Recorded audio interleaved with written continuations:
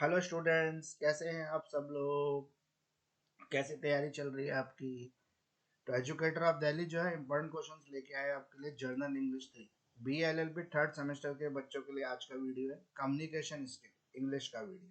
तो 70% marks guaranteed है अगर आप इस वीडियो में बताए गए दिशा निर्देशों का पालन करते हुए अच्छी तरह से सब्जेक्ट की तैयारी कर लेते हैं, आंसर्स परफेक्टली तैयार करते हैं, तो आपको डेफिनेटली अच्छे मार्क्स लाने से कोई नहीं रोक सकता। तो एग्जाम में यही आएगा, मेरी गारंटेड है। मेरी गारंटी है कि यही आएगा एग्जाम में जो मैं आपको वीडियो में शेयर कर रहा हूँ। मेरा नाम मुकेश किरार है और मैं लॉ के एजुकेशनल वीडियो आपके बीच में लेकर आता हूँ। बहुत सारे जो मेरे बच्चे हैं, मेरे फॉलोवर हैं, वो लगातार मेरे को इंसिस्ट करते हैं कि सर आपका बताया हुआ क्वेश्चन एग्जाम में आता है तो आप जल्दी जल्दी वीडियो बना दिए कीजिए, थोड़ा लेट ना कर। लेकिन इस बार थोड़ा सा लेट इसलिए हो गया कि मैं नोट्स PDF असाइनमेंट तैयार करने में थोड़ा सा बिजी हो गया था, तो मैं बात थोड़ा सा लेट हो गया। मुझे वैसे भी एक्सपेक्टेशन नहीं थी कि दिसंबर में इतनी जल्दी एग्जाम हो जाएगा। फिर डेट शीट भी एक आई, दूसरी कैंसिल हुई, फिर दूसरी आई, दूसरी कैंसिल हुई, फिर तीसरी आ गई है अब डेट शीट। तो मुझे लगता नहीं है कि अब कैंसिल होने के कुछ चांसेस बचे होंगे। अब जल्दी ही आपके एडमिट कार्ड आ जाएंगे और एग्जाम हो जाएंगे, तो इसलिए आप पढ़ना शुरू कर दें। नो इफ एंड बट, सब कुछ छोड़ के सिर्फ पढ़ाई में लग जाए। अभी भी समय है आपके पास, अभी भी आप तैयारी कर सकते हैं। स्पेशली जो वर्किंग स्टूडेंट्स हैं उनके लिए मेरे पास कुछ नोट्स मटेरियल असाइनमेंट भी रहता है। अगर आप मुझसे वो नोट्स मटेरियल असाइनमेंट ले लेंगे तो आपका और अच्छा तैयारी हो सकती है। तो वर्किंग स्टूडेंट्स के लिए काफ़ी मेरे पास सजेशंस भी रहते हैं और काफ़ी मेरे पास नोट्स की सुविधाएं भी रहती है। तो आप मुझसे कांटेक्ट कर सकते हैं। मेरा व्हाट्सएप नंबर वीडियो के लास्ट में आपको मिल जाएगा। वीडियो को बिल्कुल लास्ट तक देखें, हर स्लाइड का स्क्रीनशॉट ले लें, सारे क्वेश्चंस के प्रॉपर तरीके से आंसर तैयार कर लें, कुछ भी मिस ना करें। ये ना हो कि स्किप करके स्क्रीनशॉट लेके आप वीडियो से निकल जाए। यार पूरा वीडियो सुनो सही कि मैं क्या कहना चाहता हूँ। जब तक आप सुनेंगे नहीं मैं क्या कहना चाहता हूँ तो आपको पता कैसे लगेगा कि मैं क्या मैसेज आपको बताना चाहता हूँ। फिर आप इसके स्किप करते हुए स्किप हो जाएंगे, फिर आपसे इंपॉर्टेंट मैसेज मिस हो जाएगा। तो इसलिए पूरा वीडियो देखें, लास्ट तक देखें, कोई भी पार्ट को स्किप ना करें। तो आइए शुरू करते हैं। आज हम इंग्लिश का वीडियो जो लेके आए हैं आपके बीच में, उस वीडियो को स्टार्ट। तो एजुकेटर ऑफ दिल्ली जो है इंपॉर्टेंट क्वेश्चंस लेके आए आपके लिए जनरल इंग्लिश 3 के। जनरल इंग्लिश 3 जो है BLLB थर्ड सेमेस्टर का है। इसमें सबसे पहले मैं आपसे ये डिस्कस कर देता हूँ कि सिलेबस क्या है इसका। तो इंपॉर्टेंट क्वेश्चंस आज जो हम कवर करेंगे वो सेक्शन बी और सी के करेंगे, 10 और 20 मार्क्स वाले। तो पेपर नंबर 1, सबसे पहला पेपर आपका इंग्लिश का ही होता है, कम्युनिकेशन स्किल का ही होता है। पेपर कोड है आपका BL3001। इसमें हम एलिमेंट्री, पहले इसमें सिलेबस देख लेते हैं क्या है।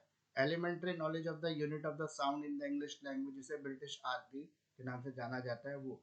दूसरा है फोनेटिक्स, सिंबल्स फोनेटिक हो गए, वॉवल्स हो गए, कंसोनेंट हो गए, डिप्थल्स डिप्थोंग्स हो गए, और सिलेबली हो गया, number of the syllables in word, divisions in the words into syllable, and structure then types of the syllable. अब क्वेश्चन नंबर 2 है इसके अंदर, सिलेबस के अंदर, word stress, sentence stress, their use and the importance in the English, pitch or intonation, elements, tone group, T tonic, T ionic, ठीक है, syllably and tone, tonality और tonicity and the tone।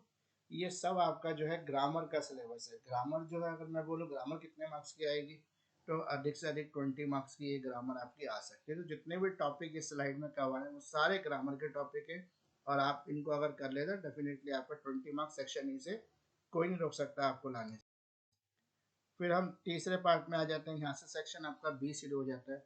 Note making, note taking, preparing bibliography, consulting dictionary, thesaurus and encyclopaedia, communication, meaning important, process type, non verbal communication, barrier to communication, oral presentation skill, group discussion, interviews. तो ये सब communication के part हो गए।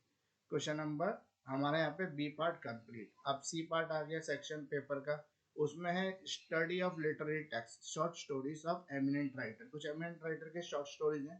पहले ज़्यादा story होती थी सिलेबस में, लेकिन जब सिलेबस का अमेंडमेंट हुआ 2019 में, तो अब आपके पास केवल 5 स्टोरी बच गई।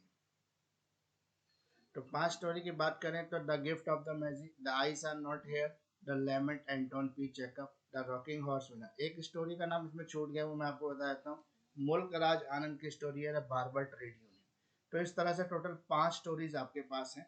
अगर वो पांचों स्टोरी आप कर लेते हैं, उनकी समरी कर लेते हैं, स्टोरी पढ़ लेते हैं, तो 60 मार्क्स के आपके स्टोरी में से पक्के हो जाते हैं। तो इस तरीके से टोटल आपका 100 मार्क्स का पेपर हो गया। A section grammar 20 marks, B section ये क्वेश्चन आंसर ग्रामर के ही है ये भी, तो ये हो गया 10 मार्क्स, 10 और 10 20 marks.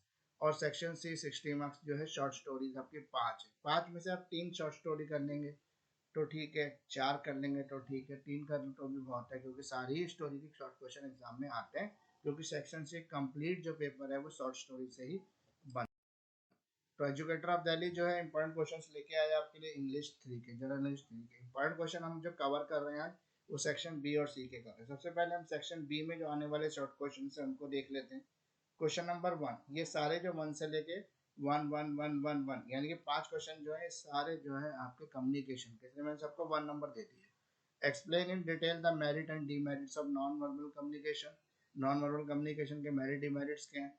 Explain in detail the verbal and non verbal communication, detail में एक्सप्लेन करना है आपको verbal communication, non verbal communication.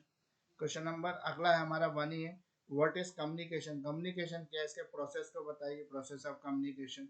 अगला हमारा प्रश्न नंबर 1 ही है भी, explain in detail merit and demerits of verbal communication, तो वर्बल कम्युनिकेशन के मेरिट्स एंड डीमेरिट्स आपको बताना है। फिर अगला क्वेश्चन है आपका, define the barriers of communication, communication के क्या बैरियर्स हैं ये बताइए। तो टोटल आपके 5 क्वेश्चन कम्युनिकेशन के कवर हो गए, इसको आप कर लेते तो कम्युनिकेशन का पूरा पेपर आपका यहाँ से कवर है। दूसरा क्वेश्चन है हमारा, what is step by step approach of note making, note making की स्टेप बाय स्टेप अप्रोच क्या है। How does it facilitate the understanding, understanding के साथ से फैसिलिटेट करती है नोट मेकिंग। अगला क्वेश्चन है हमारा question number 2, what is the difference between note taking and note making, तो नोट टेकिंग का मतलब होता है जब हम नोट्स लेते हैं क्लास के अंदर, नोट मेकिंग होता है जब हम नोट्स तैयार करते हैं, जैसे नोट मेकिंग कहते हैं। तो ये भी दोनों दो दो क्वेश्चन हो गए, मतलब दोनों का 2 ही नंबर दिया, क्योंकि ये दोनों क्वेश्चन जो है नोट मेकिंग और नोट टेकिंग के ही हैं जो आपके सेक्शन बी।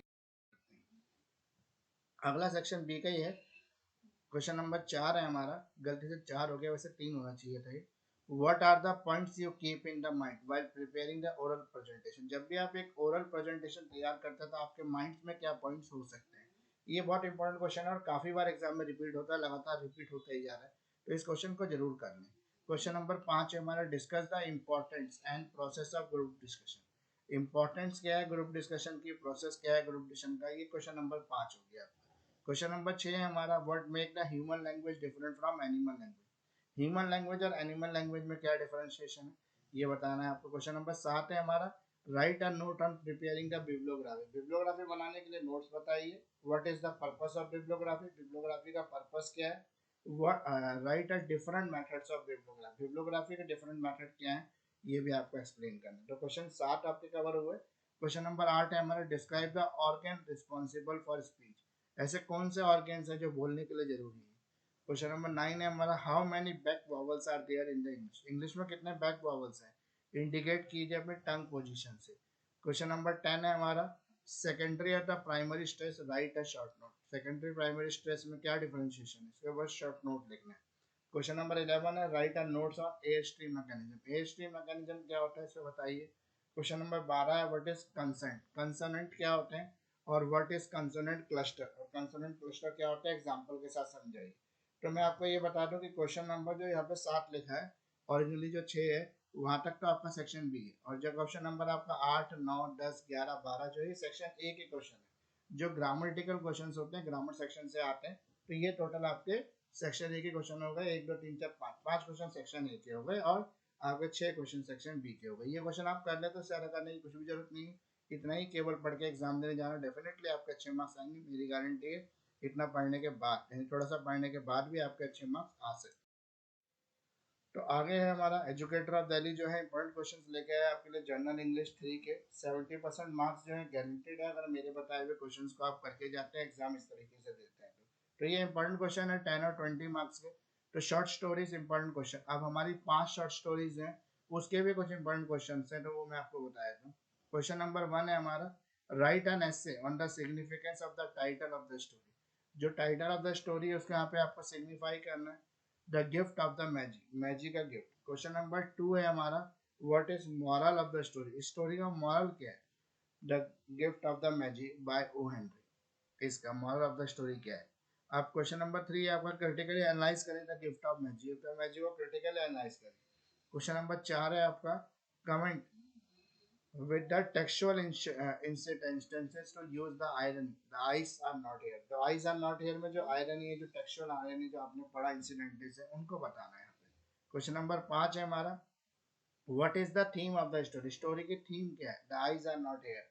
क्वेश्चन नंबर 6 है हमारा, comment on the use of the child psychology in the rocking horse winner. Rocking horse winner जो स्टोरी है उसके अंदर चाइल्ड साइकोलॉजी के बारे में कुछ बोला गया है, या वो प्रेजेंटेशन जो है चाइल्ड साइकोलॉजी से जुड़ती मिलती है, तो उसका क्या प्रभाव है। क्वेश्चन नंबर 7 है हमारा, what does the rocking horse winner represent in the story. इस स्टोरी के अंदर जो रॉकिंग हॉर्स विनर है वो किसको रिप्रेजेंट कर रहा है, ये बता रहे हैं आपको।